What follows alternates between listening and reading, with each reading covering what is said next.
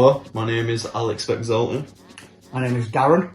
And we're from season 1 of Race Across the World.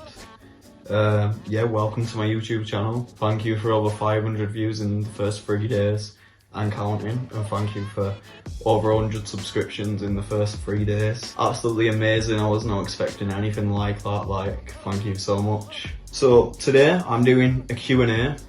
It's been asked a lot from all you. I personally wasn't a big fan of doing it after all the interviews I've done, but we're gonna do it because it's public known. Give the public what they want. Right, so the first question is best travel memory. Personally for me, my best travel memory would just be the whole race across the world. Being able to participate in such an amazing adventure and such an amazing experience, I'm completely blessed forever for what I got to experience and where I got to visit. I think one of the most vivid memories I have, I was cycling through Austria over the Alps and it'd been horrendous storm, lightning.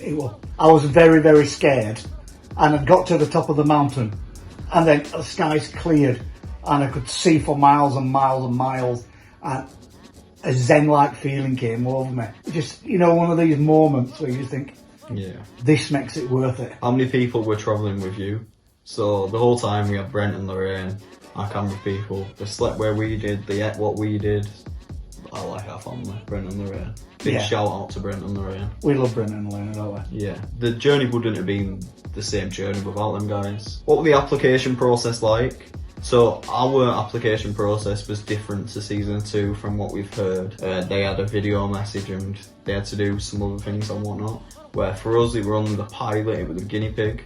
So we just had a few phone calls and then we actually had to go to London to do an audition. We did a few Skype interviews and all that, didn't we? But we had to do an audition in London where we had to build a flat pack in 20 minutes, which we miserably failed at, completely failed at. And then we had to get as far away as London as we could from Studio Lambert's office in London. We had 45 minutes to do it, and I think we got 3 miles. It's quite pathetic, really. But yeah, we didn't realise at the time. We thought the challenge, and we had to do well. But we guess not. They're actually looking for the rapport between us. And the connection. And they obviously saw something in there which they liked. Next question. When we can travel again, where in the world do you want to go to and why? For me, I've always wanted to go to Bali. It's a place which has always stood out for me. It's a place which looks a bit like a bit of me. Monkey forests, just the beautiful landscapes, everything about it. It's a big place on my bucket list. And same with Dubai City, because I've only been to the airport and I'd love to explore the city. The Ukraine, I'd like to go to the Ukraine, travel around, head into Transnistria, places like that. Explore that area, but I'd like to go to the pyramids in Sudan. Explore that area. It's really weird. I know it's quite bleak and deserted and that, but it's got I can see beauty in its bleakness. Are you in touch with anyone from your series? Yeah, we're in a WhatsApp group. We're like a little family. Same with season 2. We've got a WhatsApp group with them too. So we're all in contact because we've all got this one thing in common which nobody else really does. So, I certainly speak to Shamima quite a lot. Yesterday, I think I was on the phone with her about an hour and a half. Frequently keep in contact with them, don't we? Yeah, of course. Like our family to me. We probably would have. We've met up a couple of times. Obviously, since COVID, that's not possible. So. Restricted. What was the time difference between you and the winners, and what could you have done differently in the last leg to win? For me, we just did not have enough money to win. If we saved and were a bit frugal at the start, then maybe we could have made it to the end. But with the money we had in the last leg, we had to work and we had to take that delay in. Yeah, and about a 3 hours difference, wasn't there? 2 hours, I think. Between 2-3 hours difference of Tony and Elaine winning. What would I have done differently? One. Well, yeah. Yeah, I'm glad we made it at the end. Yeah, 100%. Where from season 2 would you like to go the most? Bolivia. For me, it's the desert checkpoint. So the next question is, did Race Across the World inspire you to travel more? For me, yeah, I didn't picture myself travelling before Race Across the World. Now, it's all I want to do. I've been very lucky in life. Travelled a lot before. Since doing the show, I've been to the Azores. I've trekked across the Sahara Desert. Been to Italy. Your stories are endless. Yeah, it's just I love travelling before. Race Across the World reignited my passion for travelling on a budget. If you were to do Race Across the World with any celebrity, who would you go with and why? For me, I would pick Jack Whitehall. One, he's travelled before with his father, he's been a few different places. The humour, he's a really funny guy. I feel like we'd get on, we'd have a good time. Yeah, he just seems like a chilled out sort of person. I would have done Race Across the World with Jack Whitehall, yeah. I think for me it would have to be Annika Rice. Yeah, that doesn't surprise me. I think she's great. I think she's funny, charming, gets the job done. She's a bit of a daredevil. Yeah. I think it would be great. And I don't mean that in a really creepy, weird way. I just think, I think it should be a great travel companion. How did you feel when your season won a BAFTA award? For me, I said at first that we would win it, and then once I seen the candidates with us, like Gogglebox, Harry's Heroes and RuPaul's Drag Race, I had a lot of doubt, thinking, nah, we haven't won this. We're not going to do it. But then I also had a feeling like, alright, it's new, it's something which has been big, maybe we do have a chance. Turns out we won it. I were at the pub with a couple of my friends and it was one of the best feelings I've ever experienced. I was so confident, I actually didn't watch it. I was like out cycling and then the phone were going off. So like, I think you, Shamima, Tony, everybody ringing me saying, have you seen it, have you seen it? No, I should be home in about 10 minutes. How did you cope with the 30-hour bus journeys without being insanely bored?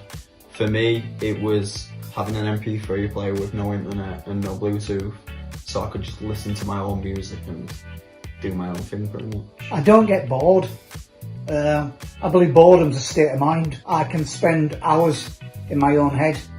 So I believe boredom is something people who are too lazy to motivate or do something different.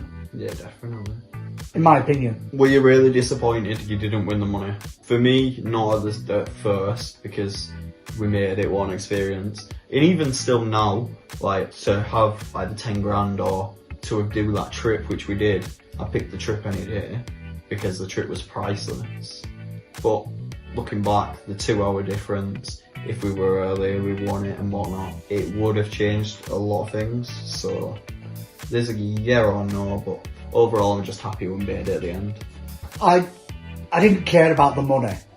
Not that 10 grand, 20 grand, obviously that would have made a difference to my life. But I more wanted to win for the sake of winning. Yeah.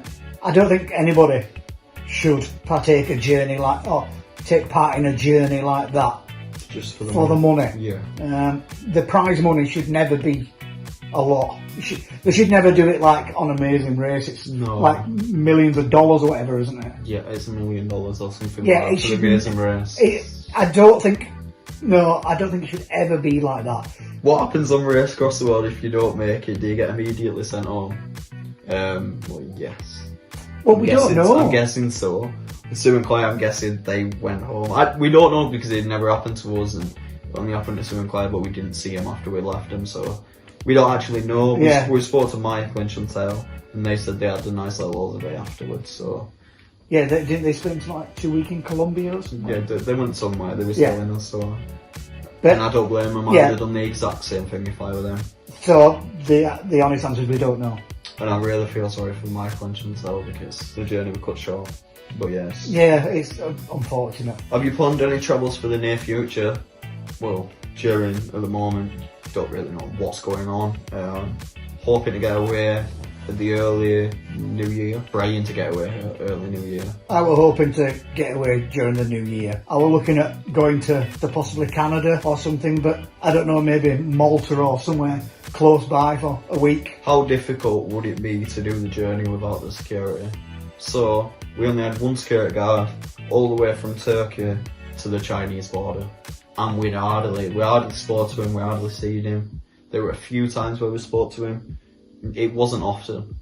But that's only because he was very good at his job. Oh, 100%. Trevor. Yeah, Trevor was there to do his job, so he was only doing what he was told to do.